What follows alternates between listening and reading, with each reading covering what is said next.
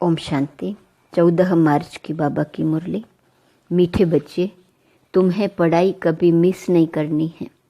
पढ़ाई से ही स्कॉलरशिप मिलती है, इसलिए बाप द्वारा जो नॉलेज मिलती है उसे ग्रहण करो।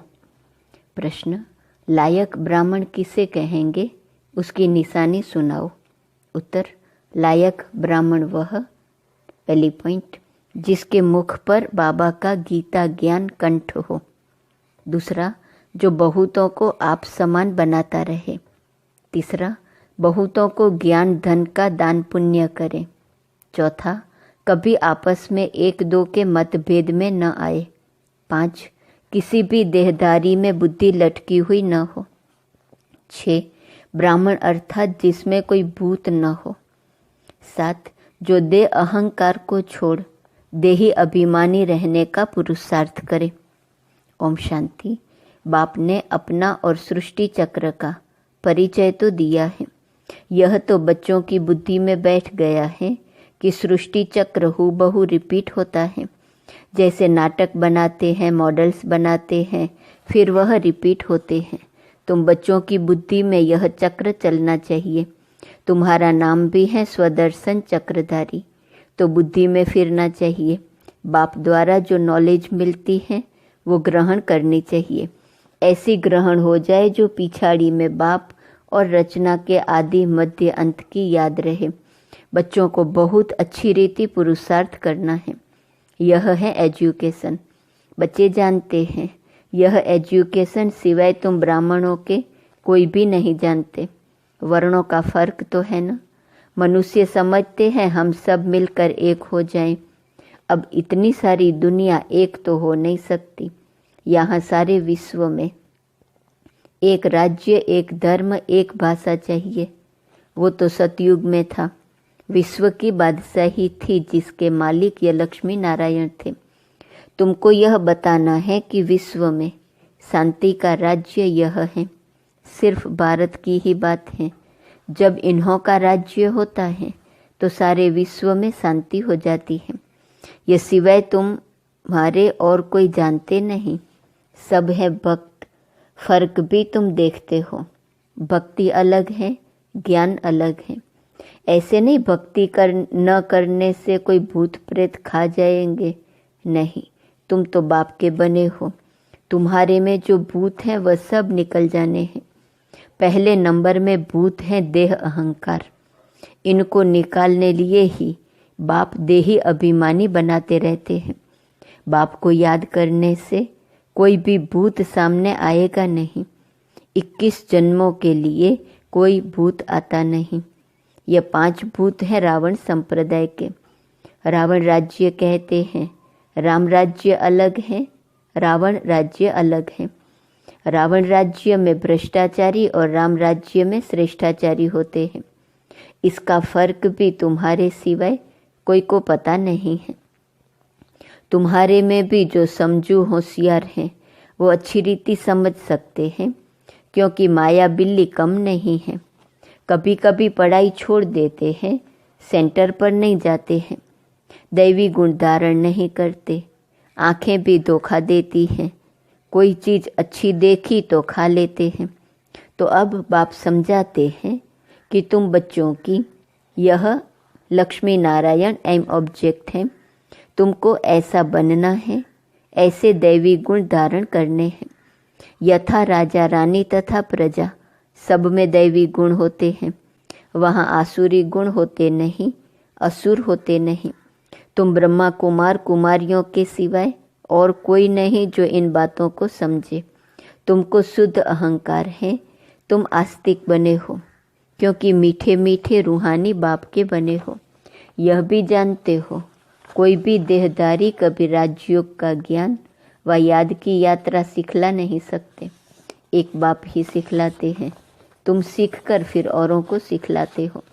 तुमसे पूछेंगे तुमको यह किसने सिखाया, तुम्हारा गुरु कौन है, क्योंकि टीचर तो आध्यात्मिक बातें नहीं सिखलाते, यह तो गुरु ही सिखलाते हैं।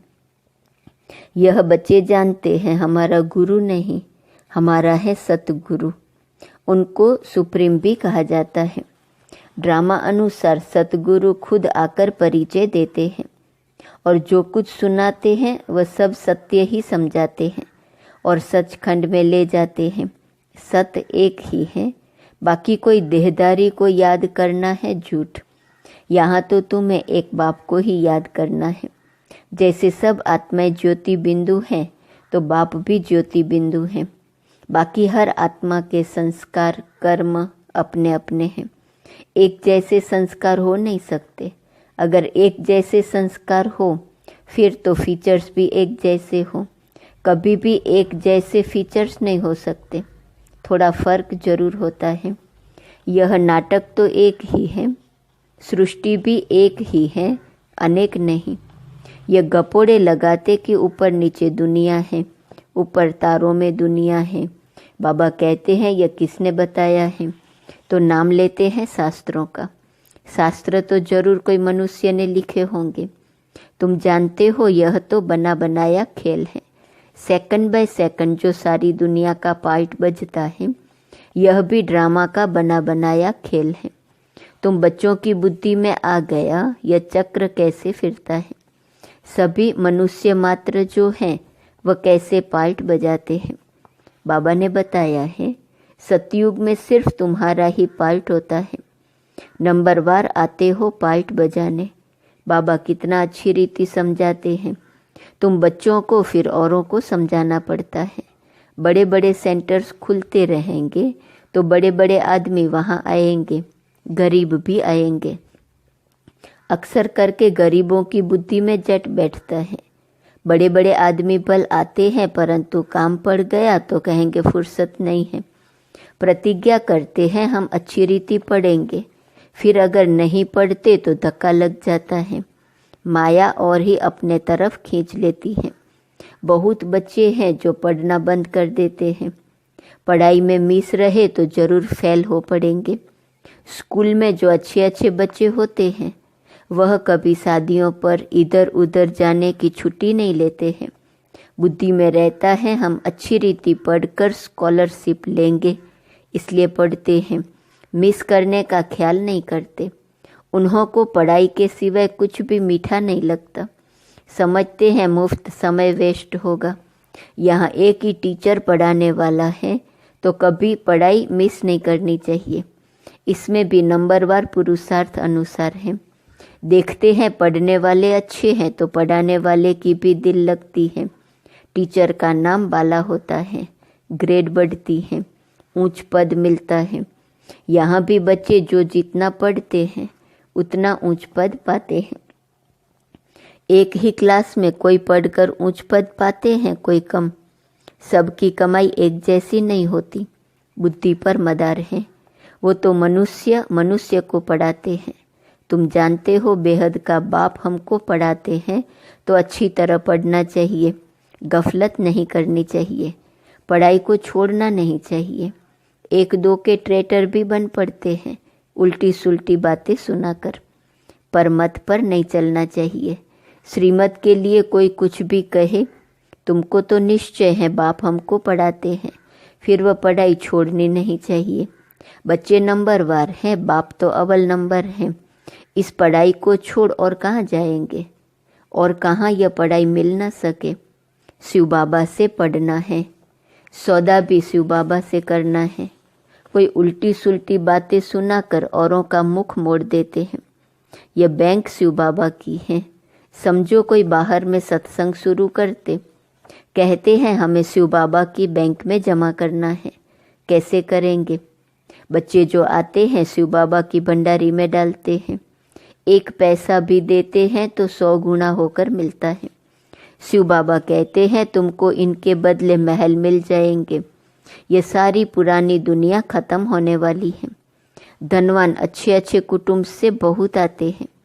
ऐसे कोई नहीं कहते कि हमारी शिव बाबा के भंडारे से परवरिश नहीं होती है। सबकी पालना हो रही है। कोई गरीब है, कोई साहूकार है। साहूकार से गरीब पलते हैं, इसमें डरने की बात नहीं। बहुत चाहते हैं हम बाबा के बन जाए, परंतु लायक भी हो, तंदुरुस्त भी चाहिए, ज्ञान भी दे सके। गवर्नमेंट भी बहुत जांच करके लेती है। यहाँ भी सब कुछ देखा जाता है। सर्विस कर सकते हैं। नंबरवार तो हैं, सब अपना अपना पुरुषार्थ कर रहे हैं। कोई अच्छा पुरुषार्थ करते करते फिर एब्सेंट हो जाते हैं, कारणे अकारणे आना छोड़ देते हैं।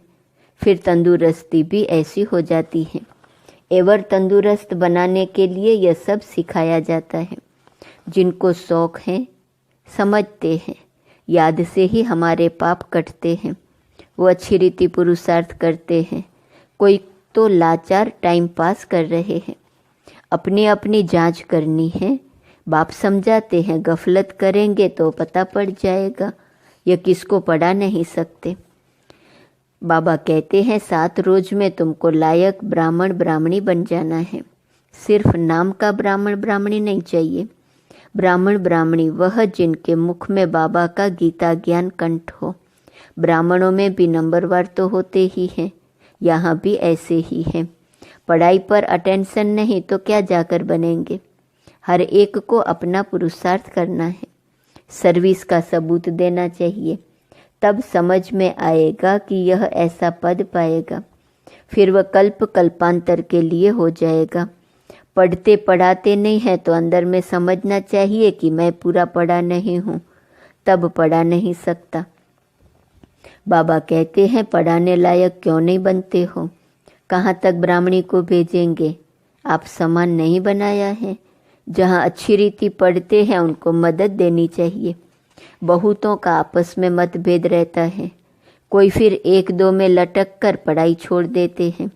जो करेगा सो पाएगा। 1-2 की बातों में आकर तुम पढ़ाई क्यों छोड़ देते हो। यह भी ड्रामा तकदीर में नहीं है। दिन प्रतिदिन पढ़ाई जोर होती जाती है, सेंटर खुलते रहते हैं।